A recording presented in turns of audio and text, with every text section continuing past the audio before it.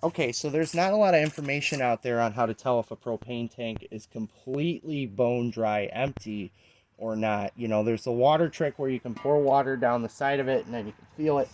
If there's any liquid propane in there, you'll feel that it's colder. There's the weight. But how do you tell if this is completely empty? You basically, on the side of every propane tank, now I know this one's already empty, I tested it, but on the side of every propane tank valve, there is a bleed screw, and all you need is a flathead screwdriver. So what you do is you just open up the bleed screw, and if there's propane in there, it'll hiss. You'll know it. So this one's empty, see? And that bleed screw comes right out. Now, the reason why you can't just simply open up the valve, oh, this one's already open. But the reason why you can't open up the valve and propane will just come out is because there's a safety feature in here. So without anything screwed into it, this won't release propane. So just opening up the valve won't tell you anything unless you have something to screw in there, you know, a regulator, a gauge.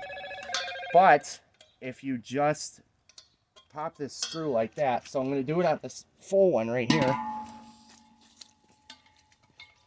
and we can open up the valve. Nothing's happening. See that? There's no hissing, there's no propane coming out, but I know this is full. What we're going to do is hit. See that?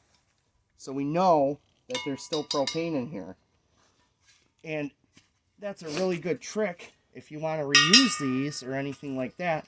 You completely take that screw out. If you want to repurpose these or cut into them, anything like that, you pull that screw out and you blow this out with air or water or whatnot, just to be completely safe so you don't have an explosion hazard. Oh, there was something else I was going to say too. Well, hopefully this helps you. You know, just remember the screw in the side, flathead screwdriver. It'll tell you if it is completely empty or not. You know, there's no weighing it. There's no dumping water down the side, anything like that. And you can use all your propane.